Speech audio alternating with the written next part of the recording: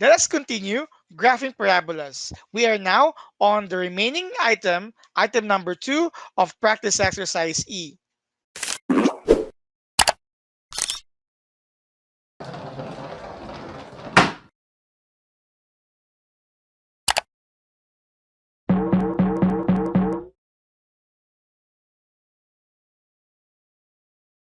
In the previous video, we have graphed already item number 1, and we do have these results. Now let's proceed to item number 2, our last concern for this video and for this lesson. We are going to graph this parabola in its general form with the determination of the vertex, focus, directrix, and the ends of the latus rectum. Our goal here is to come up with a standard form so that we could determine the vertex and later on solve for P, which could solve the rest of the items there. However, this is not yet in its standard form, unlike number 1. What we need to do here is to devise a plan so that this could become a standard form. To do this, our first step is to check what variable is being raised into 2 or what variable is with exponent of 2. Here, it is x. So if it's x, we retain all the terms with x, and the terms with no x, or the terms that doesn't have variable x, let's remove it from this side so it could appear, they could appear on the other side. I'm talking about these two items here. So if I'm going to manipulate that using properties of equality, this could be equal to x squared minus 6x is equal to positive 4y. Add both sides 4y to remove this, and subtract both sides by 17 to remove that. So this is actually our first step.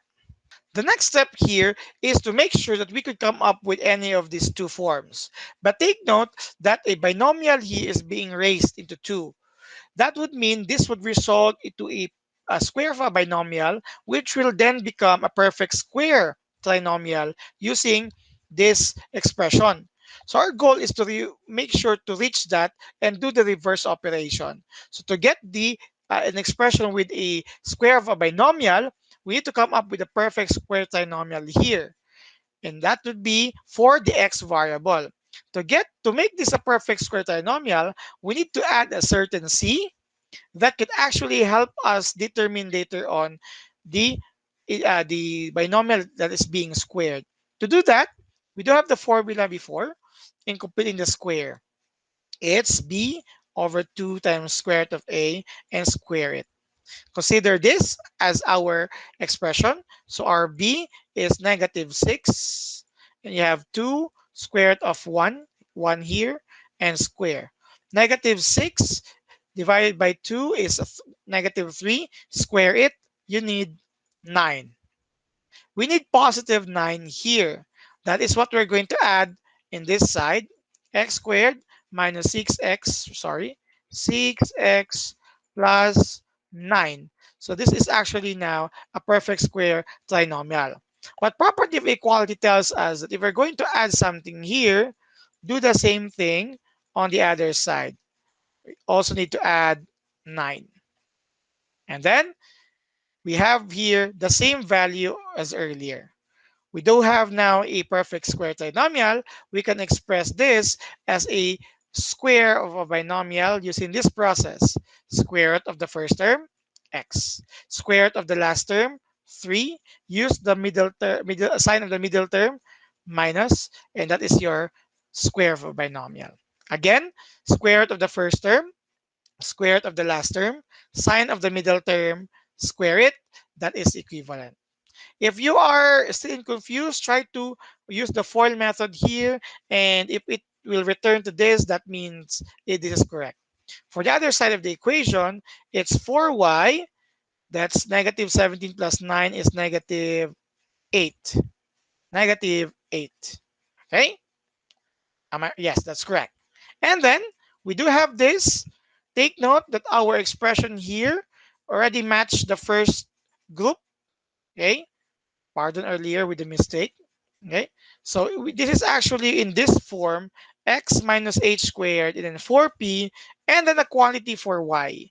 The quantity is very important here because it tells us later on what is the other coordinate of our vertex. So this is still x minus 3 squared. For the other side, factor 4 so that you will get y minus 2. Again, why it became 2? Because you factored out 4. Divide by 4, you have y. Divide by 4, negative 2. Close it. And this is already the equation in its standard form. Again, it conforms to the first group. This would mean that this is either opening upward or opening downward. But basically, we can also decide now looking at the coefficient here. The coefficient here is a positive number. So no debate anymore. This is always this is actually opening upwards. Okay, why do we decide this as early as possible so that later on when we graph it here in the separate Cartesian plane available here, we should always consider to make our graph look like it's opening upward as a result of our decision here. So that is our standard form, and then with that we could pair it with this form here. You have x minus h squared. Again, h will go together with x for p, and then y minus k. Now, for our vertex, which is hk, it's already given here that it is actually the vertex is found at 3, and then here you have 2. So the vertex is at 3 and 2. We can now plot that vertex now here so that we could start later on analyzing our given figure. You have 1, 2, 3, 1, and 2. Here is our vertex. Let's color it green as what we used to earlier. This is our vertex at 3 and then 2. Okay? So if our vertex looks like that, and then our graph is opening upward, so take note, if it's opening upward, the focus is somewhere here, and the directrix is at the opposite side. Let's go and deal with that focus. But first, let's solve for P. Using this comparison here, we know that these two are equal. So you have 4P is equal to 4, and the value for P is 1. If the value of P is 1, it's the distance between the focus and the vertex, as well as the distance of the directrix from the vertex. We might say that this is where we could locate our focus as it opens upward, and the directrix is somewhere here. Let's just simply continue, but at least we are now guided in what should it look like. So let's proceed to we're done with vertex, focus. The formula for the focus when the parabola is opening upward is not the same as the formula we used here earlier. Okay, this is the focus we used, or not earlier, in the previous video rather. The focus, not because this is for opening sidewards. For the focus, for a parabola that opens sidewards, upwards rather, our focus is given to be h and then p plus k. Look at the difference. Earlier it was p plus h and then k. Right now the p is added to k, not to h. We already have here h and k and then p. So the focus is at 3. P is 1 plus 2. The focus is at 3 and then 2. Plotting it here, the focus is here. Sorry, not 3, 2. Sorry, 1 plus 2 is 3. 3, 3, 3. And plotting again it here, 3, 3 is somewhere here. This is a further proof that the distance between the two is just 1, which is the value for our P. In short, we are now actually evaluating and rechecking our work. So the focus is somewhere here. This is at 3. Let me place it here at the top. Focus is at 3 and then 3. The directrix is a line which is actually perpendicular to the axis of symmetry. The axis of symmetry contains the focus here. So our directrix rather should be perpendicular to it, looking like this. And where should we see our directrix? The formula for the directrix, if our parabola opens upward, is given to us by y is equal to k minus p. So again, this is now different from the previous. Look at the formulas. Okay, they now differ. So please make sure to always refer to what is the correct one. So k is given to be 2, sorry, and p is 1. So y is equal to 1. This is the equation of our directrix. It means that it's a line passing through y-axis at point 1. This is our point 1 here. So if we're going to draw the directrix, it is a horizontal line passing through that. As you can see, the distance again from the vertex to the focus and the vertex to the directrix are just equal. So it conforms to the standard. And this is actually with the equation y, sorry for that, y is equal to positive 1. This is our result here compared earlier. It looks like this. Okay, so we have here our equation. Let's continue with the other needed requirement, the ends of the latus rectum. The latus rectum is perpendicular to our directrix. So it should also look like this. Sorry. But most importantly, it passes through the focus. So it should pass here. Let's decide first later on how it will look like by determining the ends of the latus rectum. The ends of the latus rectum for a parabola that is actually opening upwards or downwards is given with the formula 2p. Let me write it here. The formula positive negative 2p plus h, and then you have p plus k.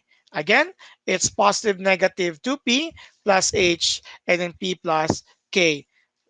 I repeat, different from what is given in the previous video. So let's simply substitute it here, but first let's break it. The negative 2p plus h and p plus k for the first end.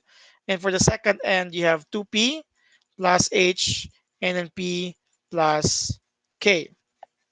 So that's negative 2.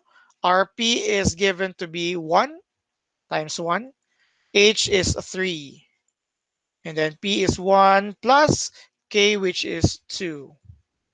For the second, you have positive 2 times 1 plus 3. And then p is 1 plus 2. 2 times negative 2 times 1 rather is negative 2 plus 3, 1, 3.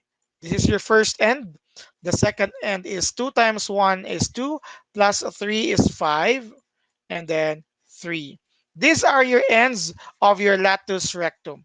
If we're going to plot them here, again, let's be guided. 1, 3. So you have 1, and then 1, 2, 3. It's here.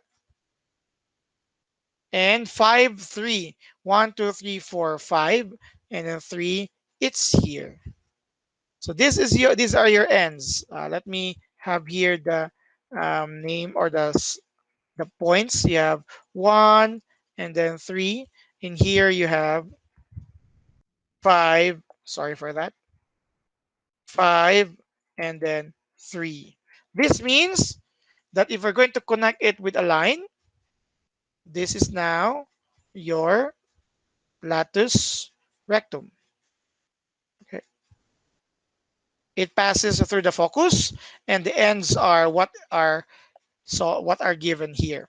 Checking, if you would like to, take note that the latus rectum is a length, okay? So which has a formula equal to absolute value of 4p. P is 1, so simply substitute it here. Absolute value of 4 times 1, which will yield to absolute value of 4, and then later on be equal to 4.